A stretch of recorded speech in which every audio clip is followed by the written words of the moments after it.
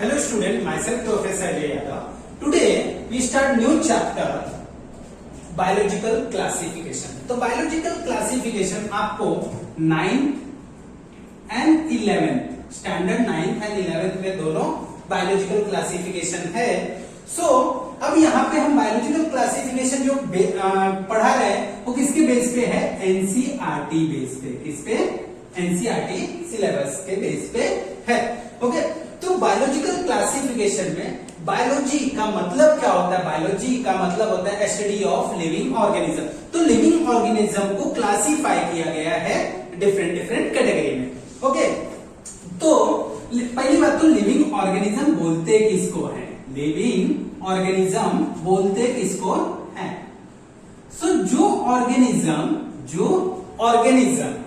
Perform करता है या शो करता है, क्या शो करता है? ग्रोथ शो करता है, मेटाबॉलिक एक्टिविटी शो करता है और परफॉर्म करता है. Perform metabolic activity as well as reproduction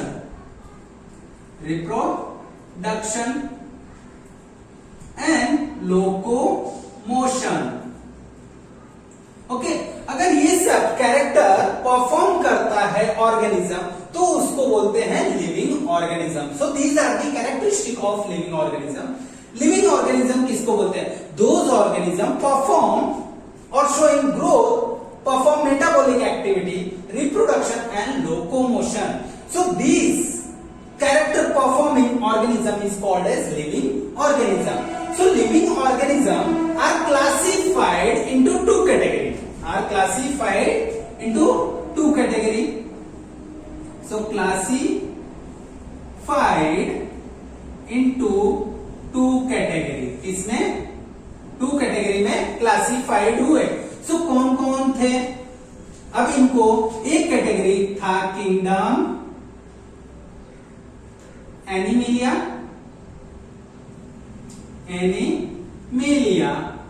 and another kingdom was kingdom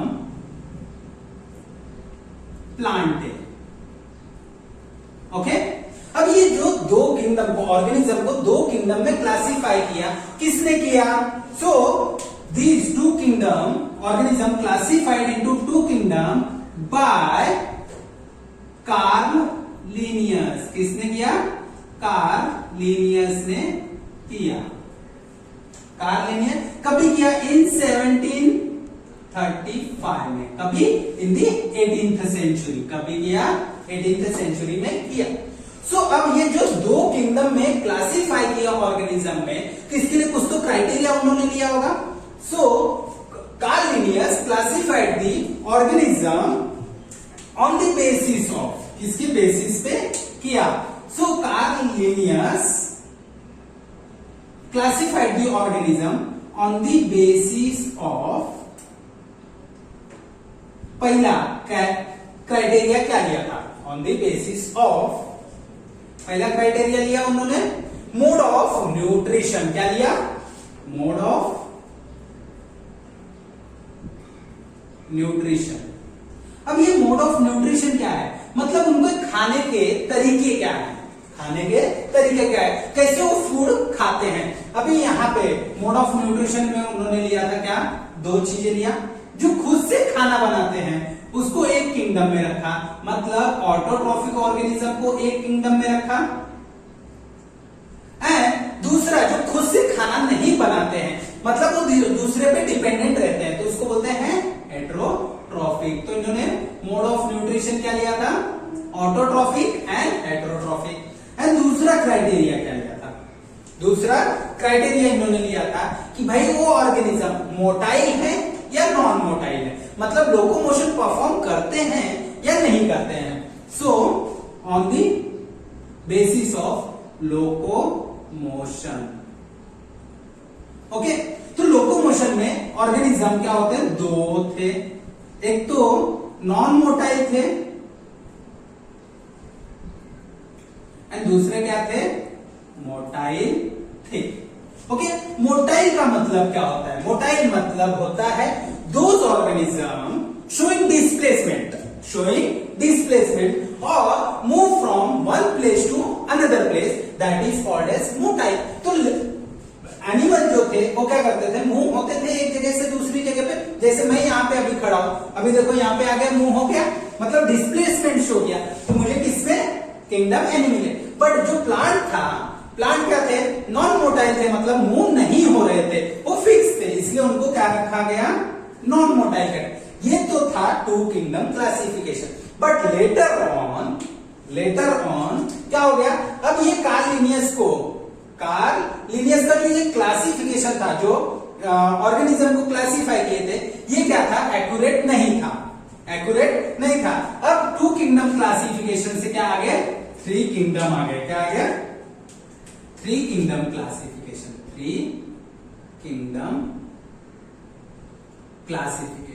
अब ये थ्री किंगडम क्लासिफिकेशन जो है वो किसने किया, three kingdom classification is performed by Ernest Haeckel. किसने, और classified the organism into three kingdom किसने किया, अर्नेस्ट हैकेल ने किया। ओके, हैकेल ने किया। So organism classified into three kingdom by Ernest Haeckel. कभी किया, इन 1860 to 66 तक, कभी 1866 तक में 6 साल के अंतराल में उन्होंने क्या किया, ऑर्गेनिज्म को तीन किंगडम में क्लासिफाई किया। अब ये तीन किंगडम कौन कौन से थे, तो किंगडम, पहला किंगडम था उन्होंने किंगडम प्रोटिस्टा,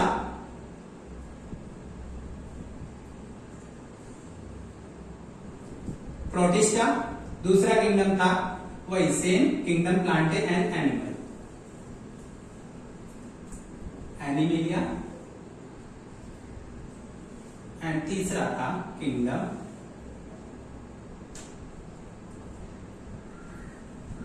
प्लांटे। ओके, सो अर्नेस्ट हैकेल ने क्या किया, नया किंगडम दे दिया हमको, किंगडम प्रोटिस्टा। अब इन्होंने जो ऑर्गेनिज्म को क्लासिफाई किया था, कुछ इन्होंने भी क्राइटेरिया फॉलो किया होगा, राइट। तो अर्नेस्ट हैकेल ने ऑर्गेनिज्म को कौन से बेसिस पे बनाया या कौन से कैटेगरी पे, उन्होंने उनका क्राइटेरिया क्या था। So organism, Ernest Haeckel classify the organism on the basis of इनका क्राइटेरिया क्या था, इनका क्राइटेरिया था मॉर्फोलॉजिकल कॉम्प्लेक्सिटी। पहला क्राइटेरिया था मॉर्फोलॉजिकल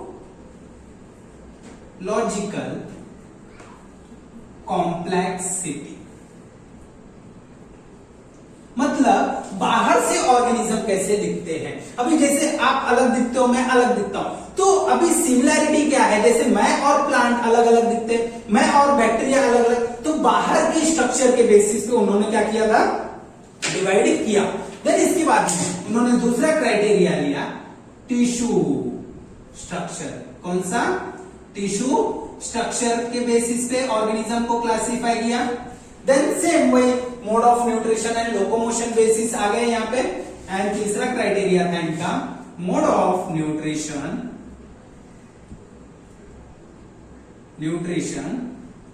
एंड लोकोमोशन। सो ये बेसिस पे morphological complexity and tissue structure के बेसिस पे इन्होंने क्या किया था, ऑर्गेनिज्म को क्लासिफाई किया। और इन्होंने एक नया किंगडम निकाला जिसका नाम था किंगडम प्रोटिस्टा।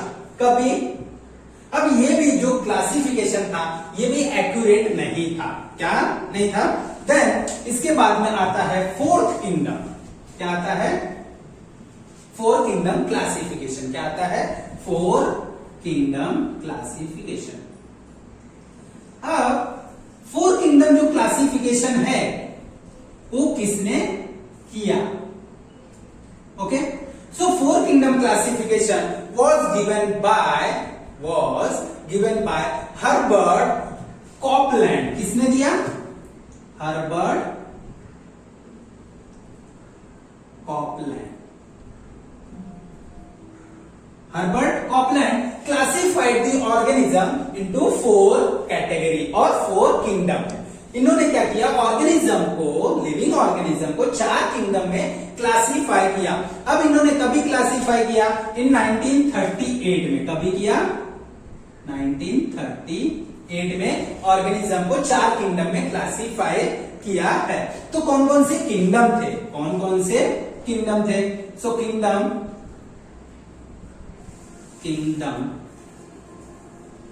इन्होंने पहला ऑर्गेनिज्म को क्लासिफाई किया, Monera, then Protista, then Plantae and Animalia. Okay, अब हर्बर्ट कॉपलैंड ने क्या किया, ऑर्गेनिज्म को 4 किंगडम में क्लासिफाई किया है, कभी 1938 में। अब इसके बाद में आता है जो कि हम बायोलॉजी की टेक्स्ट बुक में पढ़ेंगे कि 5 किंगडम क्लासिफिकेशन। तो 5 kingdom classification is given by R.H. Whittaker. किसने दिया? जो कि यूनिवर्सली एक्सेप्टेड है। So biological classification is 5 kingdom classification.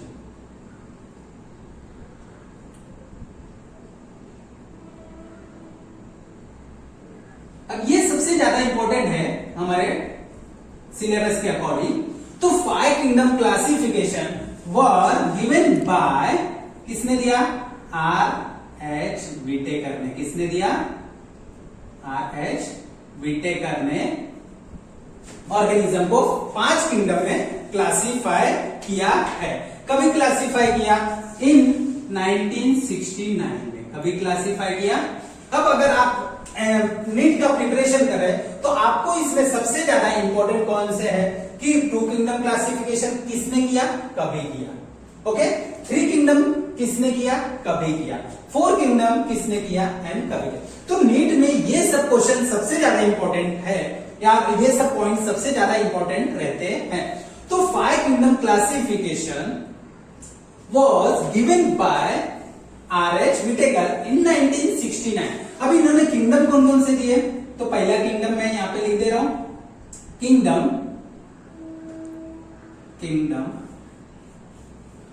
Okay, कौन कौन से किंगडम थे? ओके, तो यहां पे किंगडम हमारा पहला था Monera, then kingdom Protista, okay, then kingdom fungi, then kingdom Plantae and kingdom Animalia.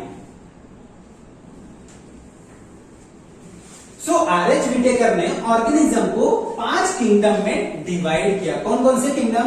Monera, Protista and fungi and Plantae and ये। तो इन्होंने कुछ तो क्राइटेरिया दिया होगा क्लासिफिकेशन करने के लिए। तो अब ये kingdom organism divide into 5 kingdom on the basis of, किसके बेसिस पे किए गए हैं? On the basis of. अब इसका कुछ तो क्राइटेरिया भी रहा होगा। सो पहला क्राइटेरिया क्या था? On the basis of cellular structure. किसके बेसिस पे था? सेलुलर स्ट्रक्चर के बेसिस पे था। क्या था?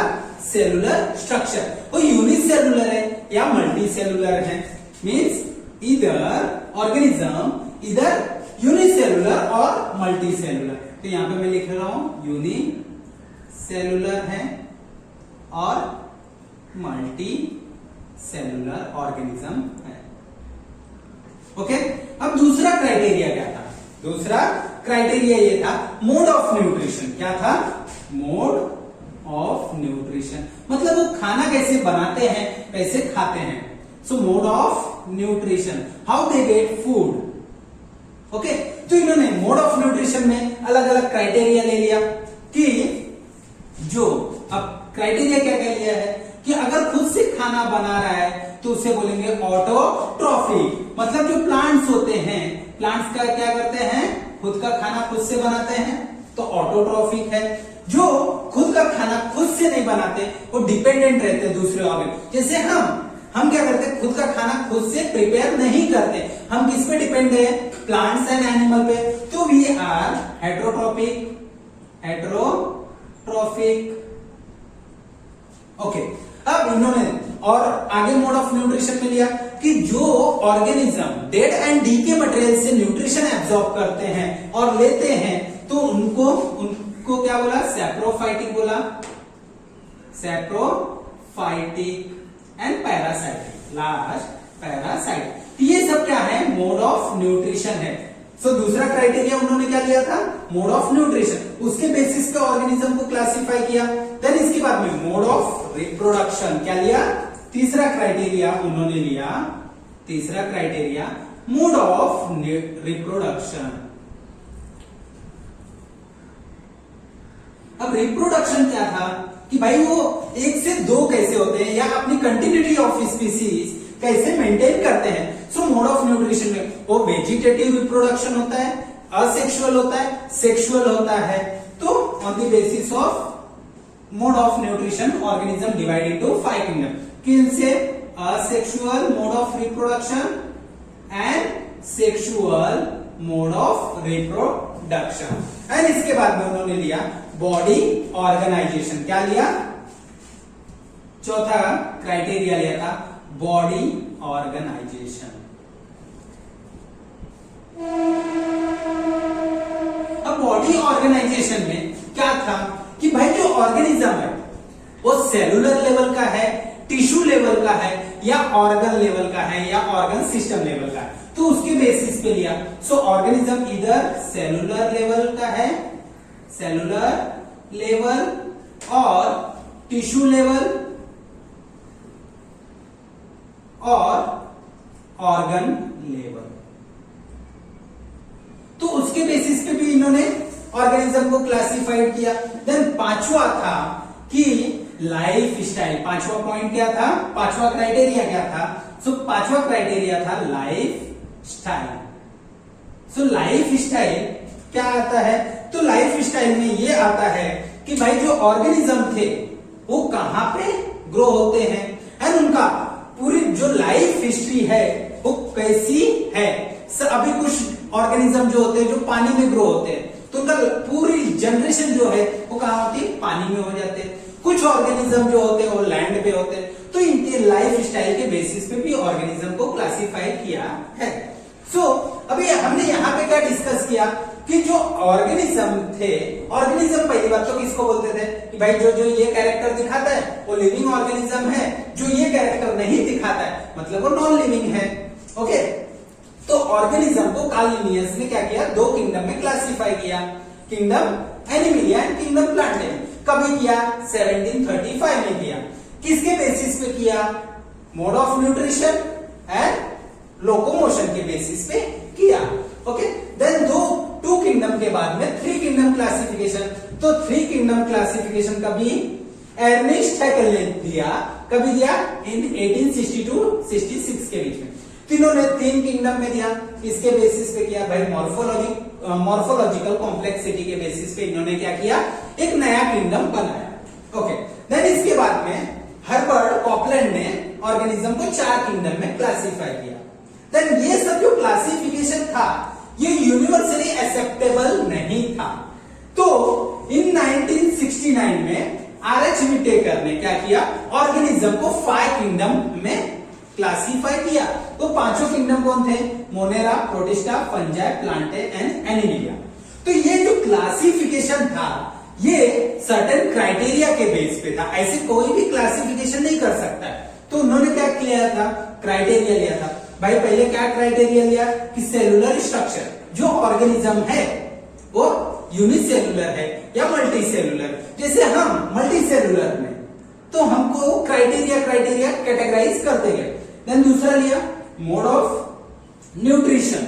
मोड ऑफ न्यूट्रिशन में क्या आ गया कि भाई वो अपना खाना खुद से बनाते या कहीं से लेते हैं या कहीं सड़ी गली चीजों से लेते हैं। तो ये सब चीजें मोड ऑफ न्यूट्रिशन में आ गए।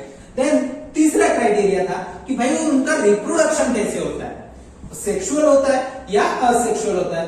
चौथा जो क्राइटेरिया था बॉडी ऑर्गेनाइजेशन था। बॉडी ऑर्गेनाइजेशन में उन्होंने ये देखा, ये क्राइटेरिया फॉलो किया कि जो ऑर्गेनिज्म है वो सेलुलर लेवल का है, सेलुलर लेवल यहाँ पे मैंने लिखा है, मतलब वो सेल से ही बना हुआ है। ओके, या उसकी जो पूरी बॉडी है, अगर यूनिसेलुलर ऑर्गेनिज्म में यहाँ पे ले रहा हूं तो एक ही सेल है, मतलब वो सेलुलर लेवल का ऑर्गेनिज्म है। ओके, अगर टिश्यू है, टिश्यू का मतलब क्या होता है कि group of cell having similar structure and function is called as tissue. तो बहुत सारे मिलके एक टिश्यू बनाए, तो उस बेसिस पे भी क्राइटेरिया उन्होंने क्लासिफाई किया। देन ऑर्गन लेवल, अब group of tissue form organ, क्या फॉर्म करेंगे, ऑर्गन फॉर्म करेंगे, and then organ system, then body form होंगे। तो ये क्राइटेरिया उन्होंने फॉलो किया था किसमें, 5 किंगडम क्लासिक। देन उनका लाइफ स्टाइल देखा, लाइफ स्टाइल में क्या देखा कि भाई कहाँ पे हैबिटेट है उनका, कहाँ पे रहते हैं, कैसे अपना लाइफ साइकिल कंप्लीट करते हैं, डिप्लॉन्टिक लाइफ साइकिल परफॉर्म करते हैं या हैप्लॉन्टिक लाइफ साइकिल परफॉर्म करते हैं। सो इसके बेसिस पे उन्होंने क्या किया, ऑर्गेनिज्म को 5 किंगडम क्लासिफिकेशन दिया एंड ऑर्गेनिज्म को 5 किंगडम में क्लासिफाई किया एंड ये यूनिवर्सली एक्सेप्टेबल था। Okay, so next time, next video में हम क्या करेंगे, 1 बाय 1 कैरेक्टर किंगडम के, kingdom Monera, kingdom protista, kingdom fungi and kingdom Plantae Animalia के 1 बाय 1 हम कैरेक्टर स्टडी करेंगे। Thank you.